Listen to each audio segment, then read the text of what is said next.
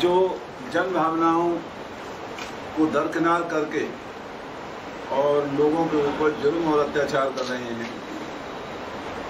इस कोरोना महामारी के दौरान सरकार की नाकामयाबी किसी से छुपी हुई नहीं है और इस कोरोना काल में प्रदेश के लोगों को जो ऑक्सीजन की वजह से न जाने कितने लोगों की मौत हुई, रेमडेसिविर नाम की दवाई की कालाबाजारी को सरकार की मिलीभगत से हरियाणा में अंजाम दिया गया।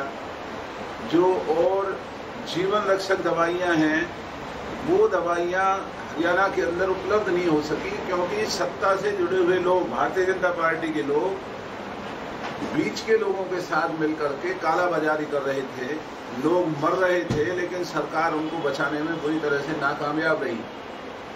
और आज कांग्रेस ने तमाम हरियाणा में जो महामहिम राज्यपाल जी को ज्ञापन देने का आज हमारा कार्यक्रम था, जो हमने डिप्टी कमिश्नर पलवल की मार्फत ये ज्ञापन हमने दिया है और इसमें कांग्रेस पार्टी की तरफ से ये मांग की गई है कि जब धारा 144 हरियाणा में लगी हुई है तो स्वयं मुख्यमंत्री धारा 144 को तोड़ने का ये एक गलत काम कर रहे हैं।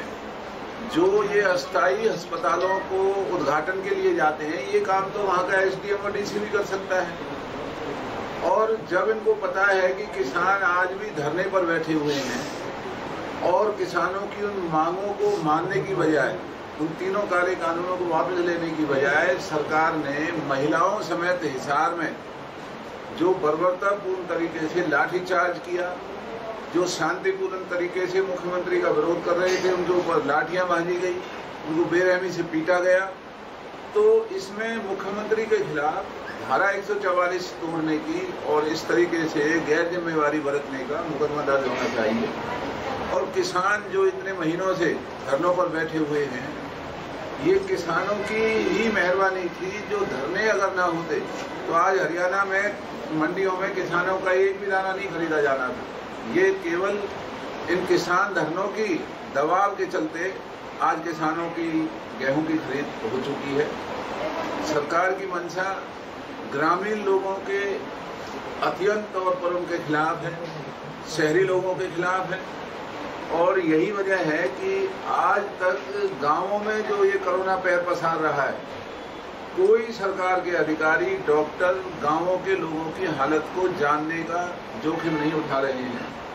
लोग कोरोना से मर रहे हैं, उनकी चेकिंग तक नहीं की जा रही। आए दिन हरियाणा में दिखाया जा रहा है कि कोरोना के मरीज घट रहे हैं। हमारा कहना ये है कि कोरोना के मरीज उल्टा बढ़ रहे हैं और जो गांवों में पहली दफा कोरोना बढ़ा है, फैला है, इसके आने वाले दिनों में बहुत बड़े गलत नतीजे आएंगे। तो सरकार को गांवों के लोगों को भी जाकर के कोरोना मरीजों की पहचान करनी होगी, उन्हें दवाइयां मुहैया करानी होगी। और हमारी ये पुरानी मांग है कि जिस तरह से केरल, राजस्थान और कई सरकारों ने तमाम कोरोना के मरीजों को, चाहे वो घर में इलाज हुआ है या अस्पताल में, सब पैसा सरकारों ने वहन किया। देना तो दूर की बात, जो प्राइवेट अस्पतालों में मरीज जहां उनसे इतना धन वसूला जा रहा है, इलाज भी नहीं हो रहा है, सरकार की तरफ से आज तक कोई रेट लिस्ट जारी नहीं की है, ना अस्पतालों की, ना जो आवश्यक सामग्री है उसकी। और पूरा हरियाणा में जंगल आज कायम हो चुका है, लोग मर रहे हैं। भारतीय जनता पार्टी के लोग जाति और धर्म की जो जहर फैलाने की राजनीति है उससे बाज नहीं आ रहे हैं। तो ये हमने जो आज ज्ञापन दिया है, इन सब बातों को लेकर के दिया है कि जो जीवन रक्षक दवाइयाँ, जो ब्लैक फंगस, एक नया कोरोना का एक बीमारी जो आई है, उसकी दवाई पूरे हरियाणा में कहीं भी उपलब्ध नहीं है। और जबकि ब्लैक फंगस के केस बढ़ रहे हैं, तो सरकार को हर जिला मुख्यालय पर ये सूचना जारी करना चाहिए कि अगर ब्लैक फंगस बीमारी है या रेमडेसिविर की जो जान बचाने वाली दवाई है वो कितनी मात्रा में उपलब्ध है और वो कैसे मिलती है। ऑनलाइन के नाम पर पूरा धंधा हो रहा है, ऑनलाइन के नाम पर जो मोटरसाइकिलों के चालान काटे जा रहे हैं। आज अगर कोई मजबूरी में मोटरसाइकिल के ऊपर दवाई लेने के लिए आता है या किसी और जरूरी काम के लिए आता है, उनके चालान काटे जा रहे हैं।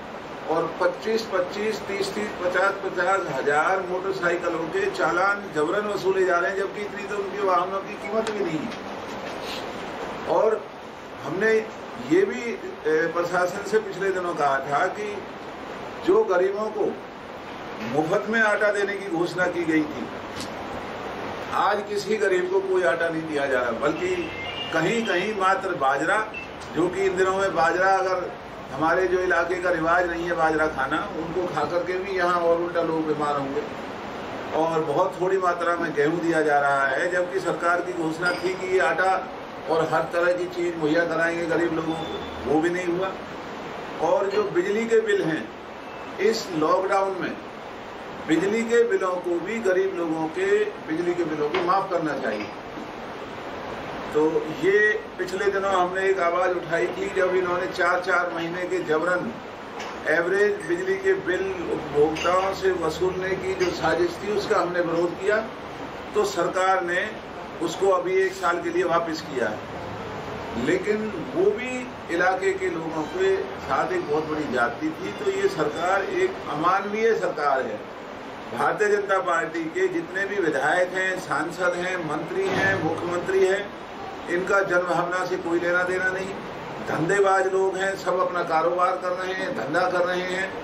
बीजेपी के लोगों की दुकानें खुली रहती हैं और दुकानदार बेचारे परेशान होते हैं।